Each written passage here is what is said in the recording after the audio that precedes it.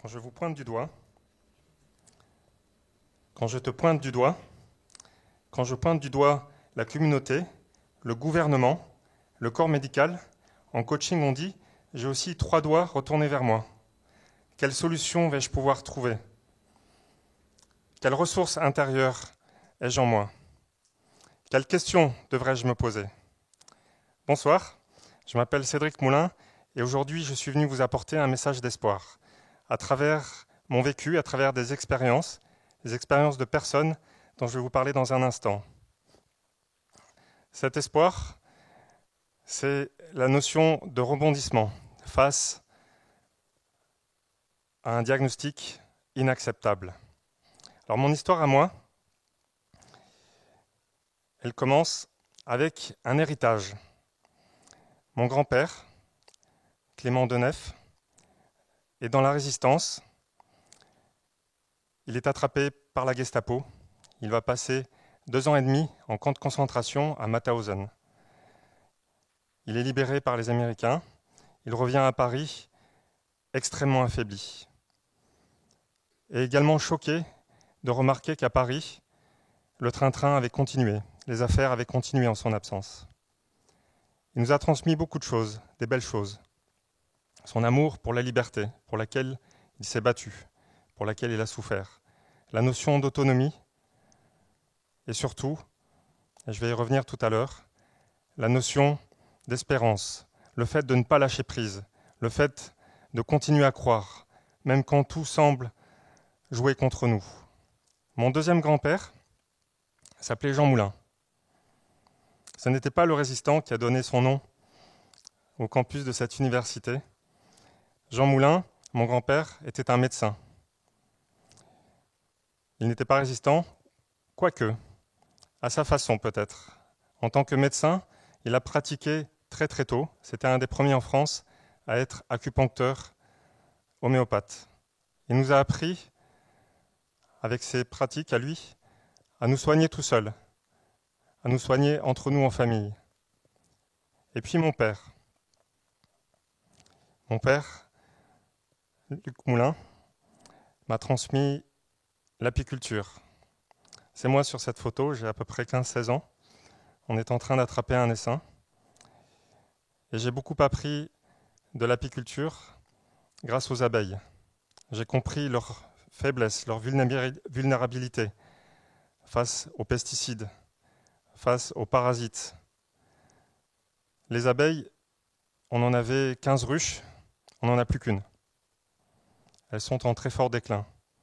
Les abeilles m'ont appris la patience et le respect de l'humain, de la nature, de l'insecte, le respect du vivant. Et puis je suis allé voir ailleurs. J'ai beaucoup bougé, j'ai étudié, j'ai travaillé dans différents pays, au Canada, je suis allé travailler en Suisse, en Turquie, en Inde, en Autriche, et je suis même remonté en Belgique, où j'habite aujourd'hui, avec ma femme et mes enfants, qui sont tous les 2 nés à Istanbul. À l'époque où j'étais à Istanbul, je travaillais pour une multinationale qui m'a appris beaucoup de choses. Je travaillais dans le métier du supermarché, de l'hypermarché. J'ai appris ce que l'agroalimentaire faisait et j'ai commencé à me poser des questions sur ce qu'on allait mettre dans les assiettes de nos enfants. J'ai commencé à travailler à Istanbul pour cette société-là en 2000. Et en 2001, je commence à recevoir des nouvelles de ma maman, Véronique. En juin 2001, après 10 ans de soucis de santé, elle nous fait part de complications. On a compris qu'elle était en hyperanémie. Elle est en risque potentiel. Si elle a un accident de voiture, si elle a une opération qui tourne mal, elle peut y rester. Elle a un cancer du côlon, mais elle ne nous en a pas parlé. Elle a attendu d'être opérée très rapidement, quelques jours après, dès juillet. Le cancer s'étant déclaré très très tard. Elle se fait opérer, elle pèse 37 kilos. Son poids normal, c'est 59 kilos, c'est dire qu'elle avait vraiment la peau sur les os. Face à sa faiblesse, suite à l'opération où on lui enlève 75 cm d'intestin, elle refuse tous les traitements. Elle refuse la chimiothérapie, elle refuse la radiothérapie qu'on lui propose en alternative. Et tous les matins, on vient la voir dans sa chambre en disant « Alors, Madame Moulin, on peut commencer maintenant les traitements ?» Et au bout de 2 semaines, fatiguée de dire non, elle écrit une lettre de décharge au médecin qui la soigne et elle décide de rentrer à la maison. Elle va se soigner. En tout cas, elle va essayer. Les médecins lui donnent 6 mois. Elle commence une recherche obsessionnelle, une recherche sur ce qui a pu causer son cancer. Qu'est-ce qu'elle s'est fait à elle-même? Qu'est-ce qu'elle a fait qui a pu causer ce souci de santé? Et qu'est-ce qui, éventuellement, a pu nous arriver aussi à nous, en tant qu'enfants, en termes de transmission? Elle commence à nous envoyer des paquets, à moi qui habite à Istanbul, et à ma sœur qui habite à Osaka. Toutes les 2-3 semaines, on reçoit des cartons avec des photocopies de tout ce qu'elle apprend, en termes de naturopathie, en termes d'hygiène de vie. Et elle nous envoie aussi des nutriments, des compléments alimentaires, à un rythme effréné. Toutes les 2-3 semaines, c'est un petit peu comme son chant du cygne. On lui a donné 6 mois, donc il faut qu'elle se dépêche de corriger le tir pour nous. Et ma maman a survécu. Elle est toujours là. Donc ça nous fait presque 18 ans. Aujourd'hui, elle est plus jeune qu'elle l'était, je pense, à cette époque-là. En tout cas, après 10 ans de soucis de santé, ma maman, à l'époque, était plus très très belle à voir. Et aujourd'hui, eh bien, elle a un visage poupon, elle a des fesses de bébé, elle va très très bien. Et elle nous a transmis donc de très très belles choses. Elle nous a appris qu'il faut parfois résister à la pression, savoir résister à la pression des médias, des lobbies, du discours ambiant. Et évidemment, dans son cas, c'était le corps médical. Essayez d'apprendre par soi-même, lire, lisez, prenez le temps de découvrir des auteurs, d'apprendre sur vous sans cesse, jusqu'à la fin. Ne vous laissez pas dicter votre conduite. C'est une expérience qui nous a beaucoup apporté et qui a évidemment servi à ma petite famille, à moi. Ma femme et mes enfants qui sont là aujourd'hui vont bien, sont en très bonne santé, sont très très rarement malades. Personnellement, en suivant les conseils de ma maman, je n'ai pas eu de consultation de médecin entre 1998 et 2015. Et on arrive à une nouvelle personne. En janvier 2015, un collègue coach me présente sa fille, Lucille, qui a un grave problème de santé. En août 2015, Lucille commence à avoir des douleurs dans le bas du dos. Ça fait très très mal et ça va en empirant. Elle fait des tests et au bout de 6 mois, elle apprend qu'elle a ce qu'on appelle une spondylarthrite ankylosante. Vous savez ce que c'est la spondylarthrite ankylosante?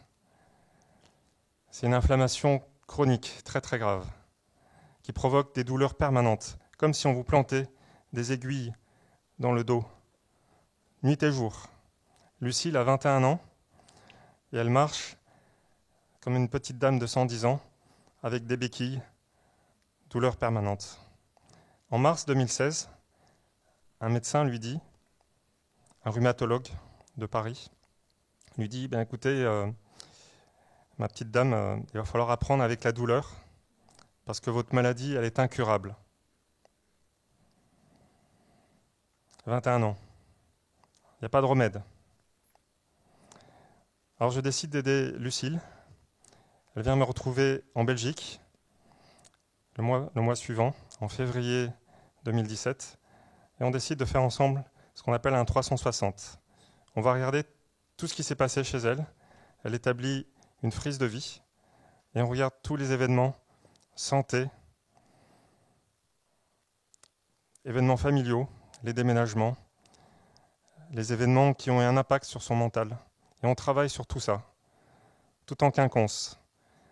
Lucille m'étonne, elle m'impressionne. Elle accepte de changer toutes ses habitudes. Elle nous écoute, elle nous donne un feedback permanent.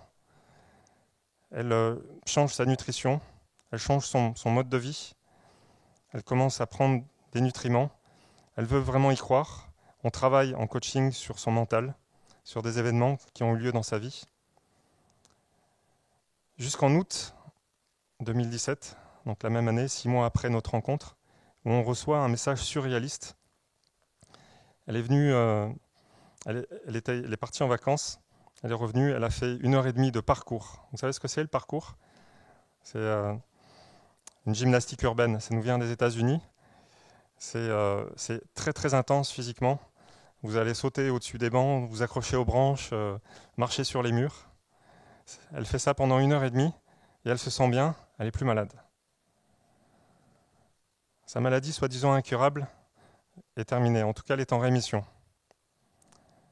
2 mois plus tard, on reçoit un nouveau message qui nous dit « Je suis enceinte, je vais pouvoir assouvir le rêve de ma vie, avoir un enfant ». Lucille donne naissance à Clémence le 15 juin 2018. Clémence est un beau bébé, bien dodu, qui va très très bien. Sa maman aussi va bien. Et d'ailleurs, elle est là parmi nous ce soir. Est-ce que tu peux faire signe, Lucille? Tu vas bien? Si tu vas super bien, si tu te sens loin de ta douleur, est-ce que tu peux lever le poing comme ça, s'il te plaît?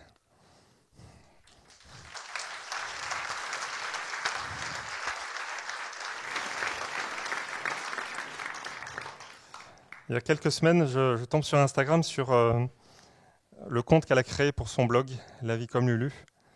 Et cette image, là aussi surréaliste, où elle se promène en talons aiguilles avec la poussette de Clémence, quelque chose qu'elle n'aurait plus imaginé faire il y a seulement 2 ans.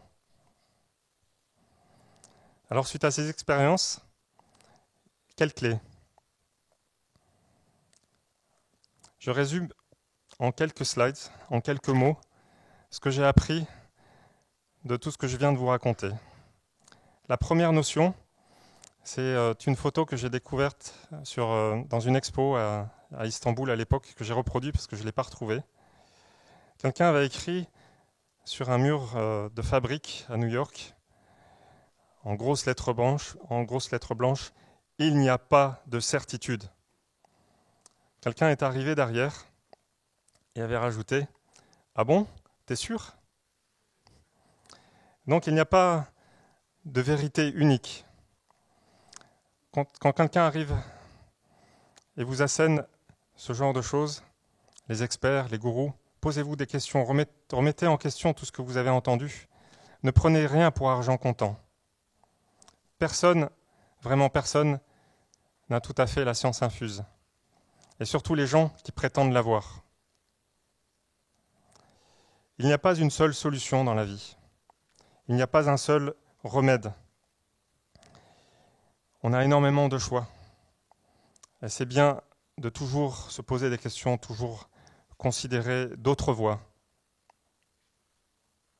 Imaginez le corps comme une table de mixage gigantesque.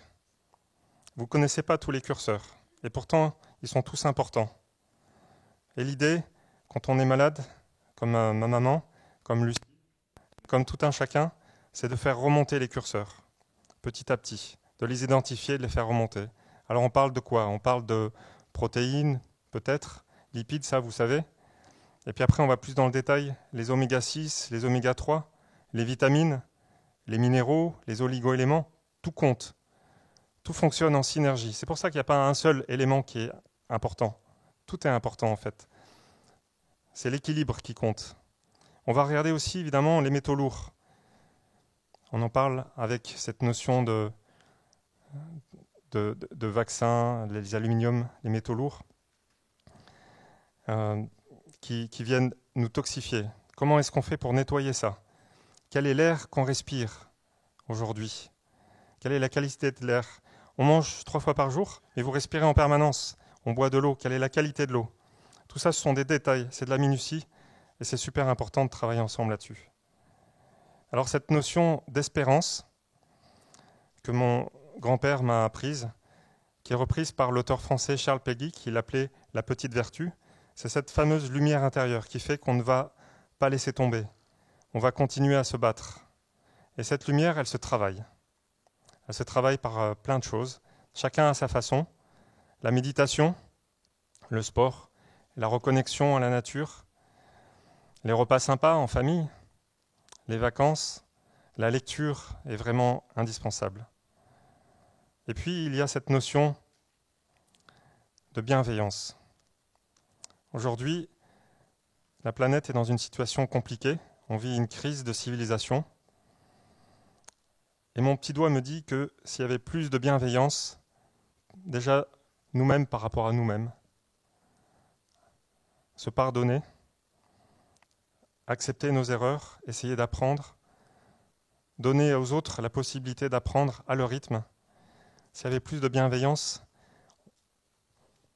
et je vous invite à travailler dessus, je pense qu'on aurait déjà trouvé beaucoup plus de solutions. La bienveillance que m'ont apprise les abeilles, c'est un respect mutuel. Il peut y avoir de la confrontation. Et en coaching, on dit qu'elle est très utile. Pourquoi ? Parce que la confrontation amène à la prise de conscience. La prise de conscience amène éventuellement à une prise d'action. D'accord ? Pour la prise d'action et pour votre décision, vous êtes seul responsable. C'est pour ça que je disais qu'il est important de ne pas se laisser se dicter ce qu'on a à faire. Seul responsable face à notre santé. Seul responsable face à nos choix, à l'évolution de notre carrière, à notre implication dans une vie associative. Seul responsable. Je vais vous demander un petit exercice qui implique tout le monde ici. Alors je me baisse parce que je vous vois pas beaucoup. Est-ce que je peux vous demander de vous lever tous, s'il vous plaît ?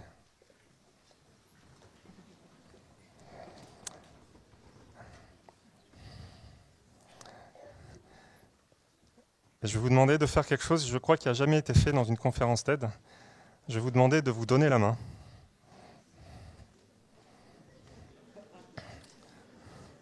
Voilà. Vous pouvez faire la hola si vous voulez. Vous sentez tout d'un coup cette énergie. Vous avez sans doute des problèmes. Vous avez peut-être vécu des problèmes de santé.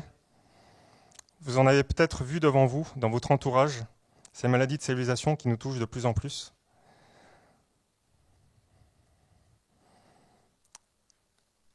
Et peut-être qu'aujourd'hui, il y a une personne dans cette salle qui peut vous aider.